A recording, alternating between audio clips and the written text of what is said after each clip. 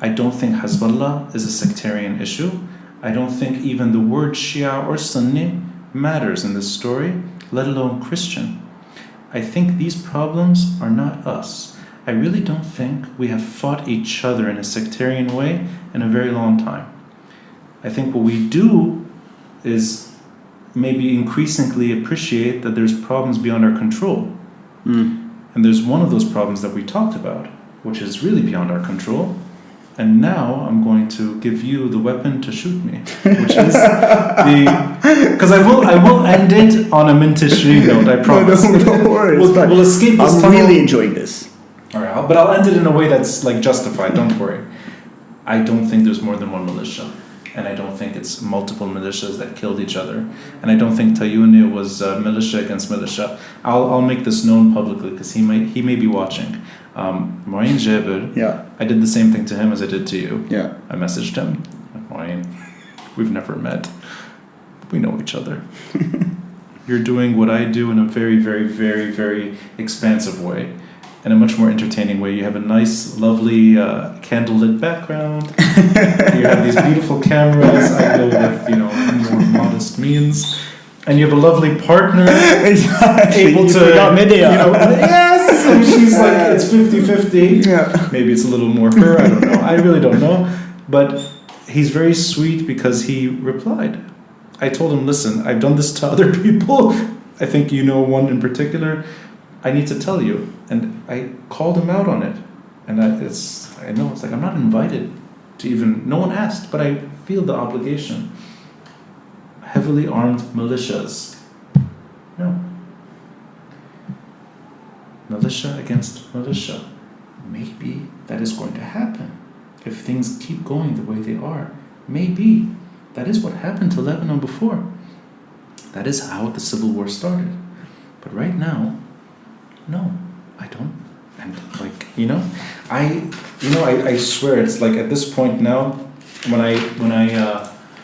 I mention this group, the Lebanese Forces, I feel like I maybe should get a paycheck from this team. They owe me commission because no one is. I get nothing in return. I maybe get a house in a Minteshreen or Ma'arab, like a nice villa that overlooks his villa. I don't think they're a militia. What I do think is that they were one of the worst aspects of civil war Lebanon. And I know that he was a militiaman, and that's not an opinion, that's a fact.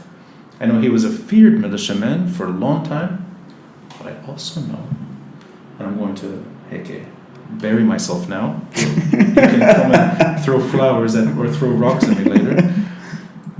He's the only reformed warlord in this country. Let me go all the way here. Let me go all the way. Go for it. Violent. Civil War era warlord. Yeah. Armed. Canton operated a chunk of the country. It's true. In a very unsovereign way. Fought fierce militia against his own community. Inherited the Bashir Jmail story, which in itself is polarizing, is associated with the worst tragedies of this country during the Civil War. Arrested during the Syrian era. We don't maybe call it this way. This is a political charge that was not proven. So maybe concocted post-war crime that didn't happen under his watch, and he's thrown in jail now. We look at this, I think a lot of us think, well, he deserved it, So it's like, it's okay, he's where he should be. It's not the case. He's the only one. Now, that's over a decade of relatively solitary confinement. That to me is not enough, maybe, for a warlord. Maybe a warlord should stay more. Maybe warlords should never go out. He's over a decade in jail when the rest of the crowd that we insult every day are governing. They're all around. He openly and willingly did something that went against everything this man fought for during the Civil War. He signed Ta'if, he accepted Syrian occupation. A few years later, it's a banned party, he's in jail. A disarmed militia, banned party, leaders in jail. In 2005, the man comes out. Now, what does he do since then? He turned a fierce militia into the most competent political party in recent memory. I think it's not an exaggeration. They produced the most decent ministers in recent memory. I think that should be said, and I don't think there's no way around it. Of the horrible crowd that we've seen the last few years, that party produced the only ones that I think are worthy of any success. Maybe you disagree there, but I can't. I think that's a fact. I'm giving you my take. Yeah, give me yes. And yes, he is still Samir Jaja. He's still the head of the Lebanese Forces. That name should have changed long ago. Even Facebook is changing their name. Samir Jaja should change the Lebanese Forces to something else because it's an ugly name. It's a wartime name, Yeah. right? Yeah. It's Kataib's military wing. Exactly. You don't want to be the head of that, especially today. And then Hezbollah orchestrates a protest against a judge who's, by all means, seems to be an honest, very disciplined local judge. Yes. Pushing through a very difficult investigation where his relatives probably are not here. He lives probably in hiding, and he's doing his job. Hezbollah orchestrates a protest against this judge. The words are used: snipers, militia, Tayyouneh, everything. As far as I know, unless I'm wrong, the sniper thing was made up.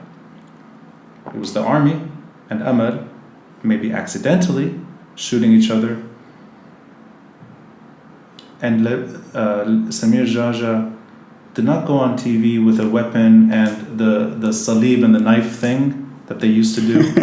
The man actually, if anything, he let it go. Didn't call to arms. He said, you don't speak on behalf of this community. That's not what a fucking crazy militiaman does when the civil war is raging. That's what a reformed warlord, who may not be the most appealing person, and I don't think anyone would want to.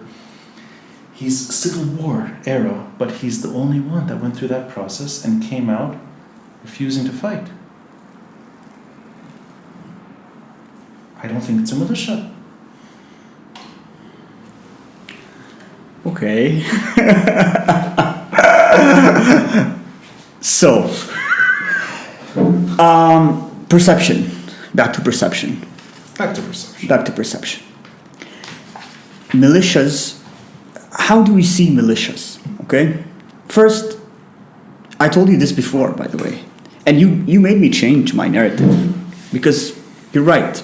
When we say heavily armed militias or militias in plural, I mean Hezbollah is there and everyone else is somewhere else, right? But we believe that Hezbollah is a cross-border army. Mm-hmm.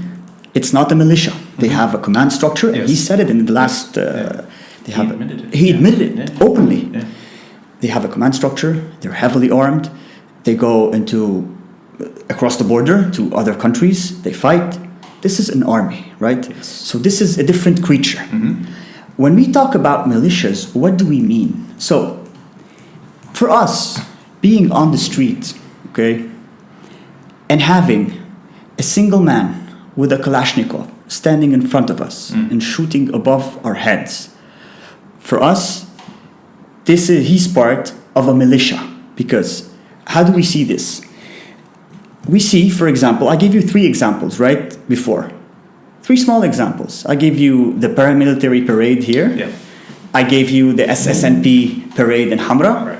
and the military exercises in Nabatiye. Yes. And for us, any party is not allowed to do this.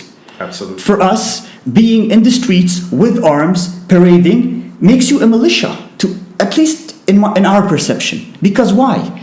Because we don't really need 100,000 combatants with drones and regiments to scare us or to hinder our democratic process.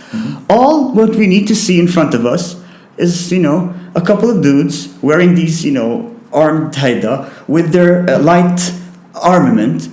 Why? Because we don't have arms. We refuse to carry arms, and we will never carry arms. Of course. And for us, this is enough to sabotage any reform, because it has happened before through, non-Hezbollah actors. And I can give you endless examples of how they didn't just use the security apparatus that they control, that in our opinion, some of these are more like militias than security apparatus within the state. Yeah. But they used civilians, carrying arms and going down the streets. I mean, in Sabah Ayar, in many areas, Hezbollah was not there. I mean, in the north, Yes. in Hamra, and Yeah. it was other parties that had militias.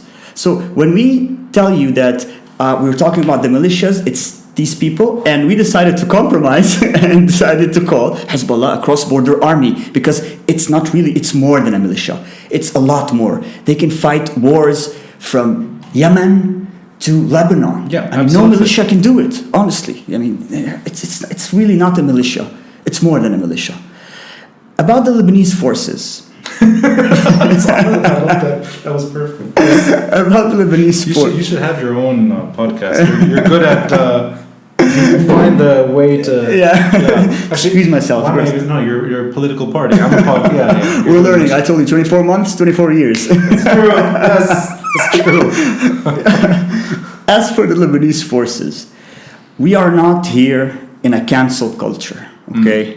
So we're not saying if there's the big six with their satellites, we refuse them ultimately until the end of times. No, we do believe that parties have the power to change. We have a problem with their leaders, mostly, okay, and some of their leadership, okay, and about the LF in specific. Yes, it's true. It's not just you who believes that they've presented great ministers, okay? And maybe some other parties from the six presented very good ministers as well. Yes. But, I mean, our perception is what matters today, now. Because a small mistake, such as the paramilitary parade, or having Samir Jaja going on TV on the famous interview just after the Tayyouneh events, and just trying to subliminally emphasize on the fact that he's the protector, because this is how it felt when you were watching. Did you watch him? That's the ugly sectarian stuff that's been getting worse and worse since 1970. But that did not, when I listened to him, and I listened to Hassan Nasrallah,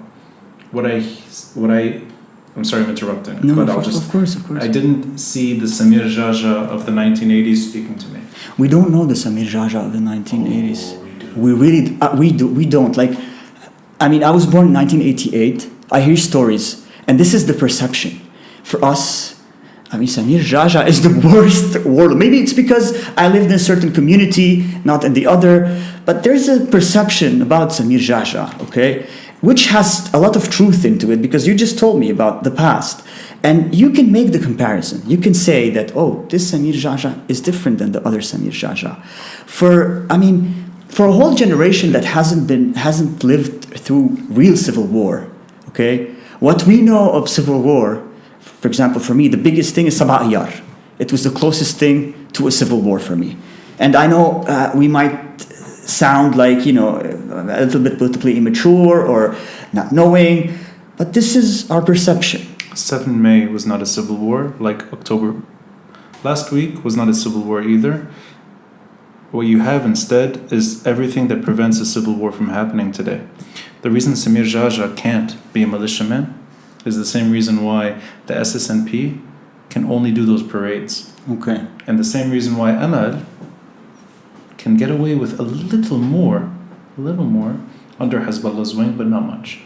I don't think Nabih Berri or Walid Jumblat or Samir Jaja, or if you want to go all the way here, the pseudo militia of 2008 that I don't remember it. I'm future militia. So you want to put Ahmad Hariri on a bicycle, and I mean, if you want to go all the way, right? Right. The non-militia, and none of them can even imagine a scenario where they will challenge Hezbollah. The reason for that is, I think, Hezbollah has created a scenario where any opposition to them is dealt with. Whether it's by them, and I agree with you, they don't want to be the ones to do it, or it's the army that takes care of it. Takes care of any challenge to this security paradigm. Which is why I don't think Samir Jaja, even if he was dreaming of it, it's impossible. Now, if that were to happen, that's when you know you're heading to civil war. That's the beginning of 1975. Hasn't happened. I think we are having 2008 on overdrive, and it's happening fast. And it took a very violent turn, but 2008 was destroying any attempt to undermine Hezbollah's security. October 14 was Tariq Bitar saying, I'm going to show you guys where the problem is. He didn't even do anything about it. Oh, that's lovely. Are we still on? We are still on. Okay. Well, we can keep talking. We can keep, of course. Yeah. So it's the he showed us. He only showed us briefly where the problem is. August 4, 2020. By October 14, 2021, Hezbollah is saying that's as far as you go. I think that's the story. It's not civil war. I agree. But at the same time, the army had a different position from, of course, the army. So the army had a different position than in 2000 than Sabah Yar. Today, the army did the same thing. In Sabah Yar, it stood on the side. It let it happen. Yeah, but this time I believe that there was one soldier on a roof. Ah, you think so? Yeah. I mean, that's what's been. I thought it was more. It was more of an army position to hold their ground and not allow. Oh, sorry. You mean like not to? Yeah, just draw the red line. Like you cannot go over that stage, right?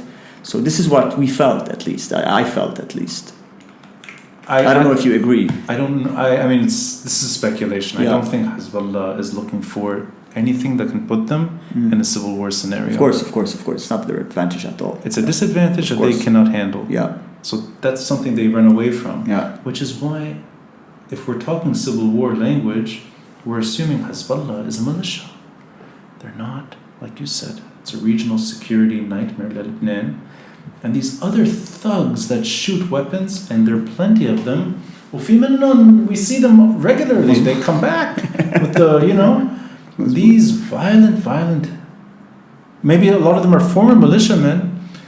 I don't think they represent the structure that can challenge Hezbollah, and I don't think they're opposing necessarily the security order the way they did in the 70s. And I think we're not heading in that direction. But it's an unpopular subject because I guess over time it's just easier to say they all have weapons, they're all violent, they're all militia. But I still don't think that's the case. And maybe I lose arguments this way, but I really don't believe it. Yeah. I don't believe it. You see it from we see it maybe on a more hands-on ground, in front of us. We see them as, being able to hinder the process just by having militias, because no one should have arms outside of, the security apparatus and the army. You probably see it on a more macro level as Hezbollah state, right? And I don't think there's a contradiction between us. Yeah. There's just, a matter of perception about how we see the militias versus the army, because the second army, because there's two. Second army. Yeah. If the first army was not with us anymore, I think we would be in civil war. We would be deep into something like that. And So that's the only thing that's been keeping us away from civil war is probably it's the Lebanese army. it's the security order that puts the army and Hezbollah on the same security side. Doesn't necessarily put them on the same side in everything, Yeah. but I think they effectively eliminate threats to this security structure. They proactively eliminate them. Bikhalte in August, what happened there did not spiral. True. مظبوط. Sabah Ayyad did not lead to civil war. شوية وقفوها دغري. حتى بحصبايا. مظبوط. What happened in the south did not turn into a Druze uprising ضد الشيء. Did not that happen? And October 14 was last week. We're back to where we were. Except Tariq Bitar is now maybe he's been neutralized. But I don't know. I think that's He set another hearing for Mashnoor Yes, and he did. Zaid on Monday, which Yeah. I believe is very important, yeah. because it shows that, he's willing to continue the process. And this is very important for us. We need to see that process continue. He's an accidental opponent to the security paradigm. Mm-hmm. And I'm glad that enough people still back this man because he has shown nothing to prove otherwise, that he's just an honest, decent man. Exactly. Doing his job. Yeah. Everything is just lies. And doing his job very technically Yes. and very properly. He could have been going overboard if he wanted. Yeah. Right? Yeah. No, he's not. He's very correct. He's doing Yes. his work, right? Absolutely. And I think that scares them even more. Yeah. Right? Because there's nothing they can hold on to legally to stop him. Because they always have, the rabbits coming out of the hat. And they just couldn't do it with him. Yep. They just couldn't. And now they're blackmailing the whole justice system. Yes. That, in our opinion, we've always said is imperfect and is controlled. But I think for the first time, maybe we're seeing a kind of resistance from the justice system. Because remember, they're trying to pinpoint the whole issue on judges now. Absolutely. They're trying to say it's because of some judges who did not take some decisions that the whole thing happened. And this is major. They really, I think they made us they pushed the idea that it's sectarian, it's civil war, and the judges are to blame. So it's almost like Hezbollah is the most innocent actor in Lebanon. That's the narrative coming from Hezbollah, that they've done nothing wrong. Everyone else. I don't think it's working. I hope not. No, but I really don't think that it's working. I hope not. And I think, going back to what you said earlier, most people have woken up to this. And in different ways. It's clear that there's a problem that's so foundational. Yeah.